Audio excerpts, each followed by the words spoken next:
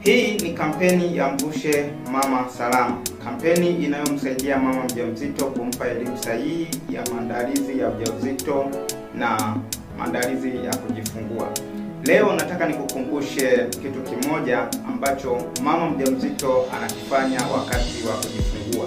Kuna baadhi ya maneno ambayo wanayatamka wakiwa wanajifungua. Maneno hayo yanakuwa kifungo wakati wa kujifungua kwa ujauzito mwingine. Ipo hivi, najua uchungu unauma. Sasa unapokuwa unajifungua unatamka maneno mabaya, unasahau kama safari ya kujifungua bado inaendelea. Sasa unapokuja kujifungua katika ujauzito mwingine unapata shida kwa sababu tayari ulishaweka maagano ambayo yatakusumbua.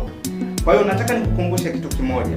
Kwa mfano, kuna baadhi ya kina mama wanatamka maneno sitarudia tena, sitajifungua tena. Na ukumbuke, unapojifungua furaha inarejea. Utaendelea kuwa na furaha, utaendelea kufurahia, na ukirudi nyumbani utamkuta mume wako, mtafurahi pamoja. Na unapofika umemaliza kulea, lazima michakato mingine itaanza. Sasa kwa sababu umeshasahau, unapojifungua unasahau kila kitu, inaanza furaha. Unakuja unapata ujauzito mwingine ambao tayari ulishauwekea maagano ya vifungo. Ulishatamka maneno ambayo yamefanyika vifungo. Yanakutesa, unalia, unapata changamoto nyingi kwa sababu tayari ulishajifunga wewe mwenyewe. Sasa nataka nikukumbushe kitu kimoja. Ukiona kuna baadhi ya maneno ambayo uliyatamka wakati wa kujifungua, ukishajifungua jaribu kutengua hayo maneno ambayo uliyatamka.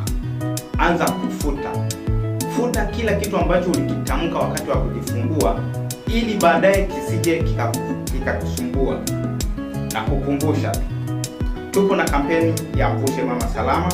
Kwa hiyo kama wewe ni mjamzito unasikia hii sauti, unasikiliza hii clip, unaweza ukatuma neno Mvushe kwenda 07694489 na sisi tutakuweka kwenye magrupu yetu ili uweze kupata elimu sahihi ya ujauzito na maandalizi ya kujifungua. Karibu sana.